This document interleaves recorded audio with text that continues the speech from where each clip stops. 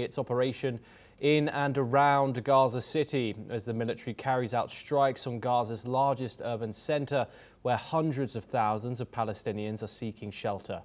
Netanyahu has said that a humanitarian area has been established to allow civilians to leave safely, and that about 100,000 people have left so far. Let's take a closer look at what the Israeli Prime Minister has stated. צהריים טובים. אנחנו מעמיקים את התמרון בפאתי העיר עזה ובתוך העיר עזה. אנחנו מחסלים מחבלי נוח'בה שנטלו חלק משמעותי בטבח של ה-7 באוקטובר. אנחנו מחסלים תשתיות טרור, אנחנו מחסלים מגדלי טרור מופללים, ואנחנו הקמנו עוד מרחב הומניטרי לאפשר לאוכלוסייה האזרחית בעזה לצאת למקום מבטחים וגם לקבל שם את הסיוע ההומניטרי. בינתיים יצאו מעזה כ-100,000 איש. החמאס מנסה לעשות הכל כדי שלא יצאו, וישארו שם כדי שיהוו עבורו מגן אנושי. אם אני צריך לבחור בין ניצחון על אויבינו לבין תעמולה רעה נגדנו, אני בוחר בניצחון על אויבינו, ומאשר ההפך. אני לא רוצה כתבות שאנחנו נובס על ידי אויבינו, ושנקבל כתבות ספד טובות בתקשורת העולמית. אני בוחר בניצחון. This comes after Israeli Foreign Minister Gideon Saar told reporters in Jerusalem that the war could end immediately if Hamas released the remaining hostages being held in Gaza and laid down its weapons. In response, senior Hamas official Bassam Naim has said that it would not lay down its arms but would release all the hostages if Israel agreed to end the war and withdraw its forces from Gaza, a stance that has reportedly long been the group's position. We are once again joined by Ali M. Abushbat, but we're also joined by Professor Kobi Michael, and he's a senior researcher at the INSS and Misgav Institute, and he joins us live from Israel. Thank you very much for joining us, Professor. This humanitarian zone that we just heard Benjamin Netanyahu talk about, there has been reports of bombings and shortages of even in these so-called areas, which he says Palestinians, 100,000 of which have reportedly moved to now. How credible is this claim that this truly is a well-established humanitarian zone where Palestinians, where if they do, they are displaced to again, they will be safe from strikes?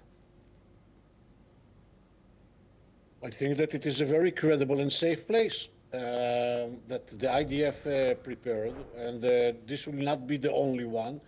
There will be an extension of these areas, and I think that any citizen who thinks about his or her life, future, and well-being should leave the city of Gaza and move to these areas.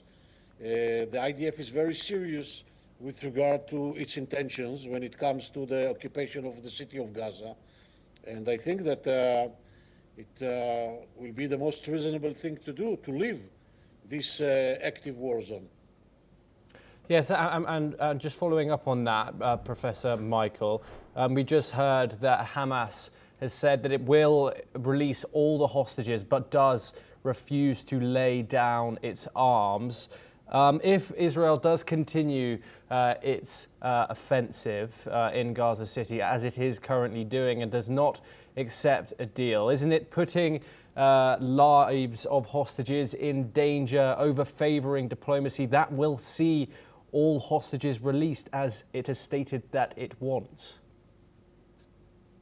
First of all, your assumption is that Hamas is reliable and Hamas really intends to release the hostages. I really doubt this intention of Hamas.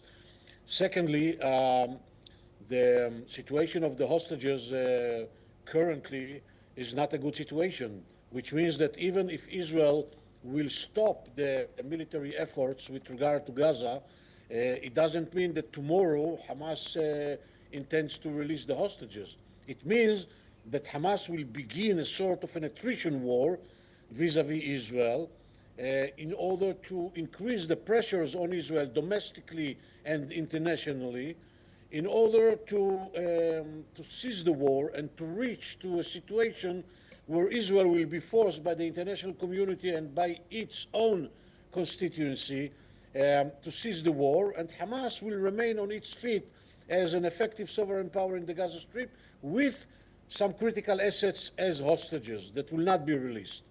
So I think that Israel doesn't buy anymore the plays of Hamas, and Israel, by the way, supported by the international community with regard to its security demands that say that Hamas will be disarmed, Hamas will not be part of the day after in the Gaza Strip, and the Gaza Strip will be demilitarized zone.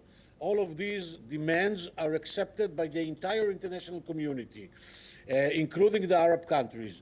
So there is no any reason that Israel will give up on these demands, and therefore there is no any reasonable, I would say, reason to assume that Israel will cease the war without realizing these demands.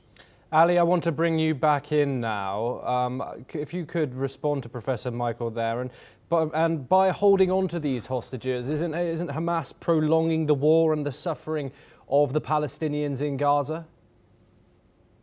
Thomas, first of all, the hostages or captive, it's a burden for Hamas to secure them. It takes several of effort to move them from area to area. So Hamas want to end this chapter and closure it, and they want to a comprehensive deal with Israel to end this hectic job from them.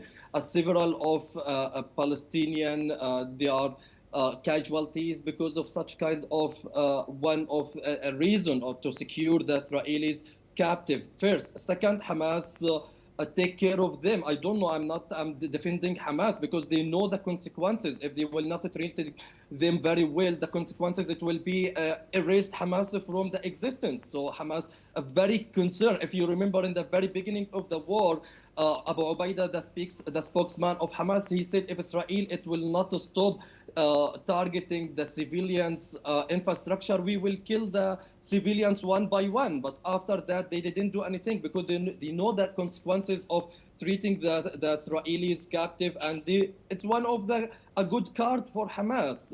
But also about the humanitarian zone. Today, I talked to one of the civilians who's in the very harsh area, very tension area. I talked to him, you should evacuate your place and you should go to the Mawasi Khan Yunis. Despite it's a dangerous, according to the several of reports, media reports, but you should be at least, you know what he said? He said, I don't care about the safety, but there is no one place.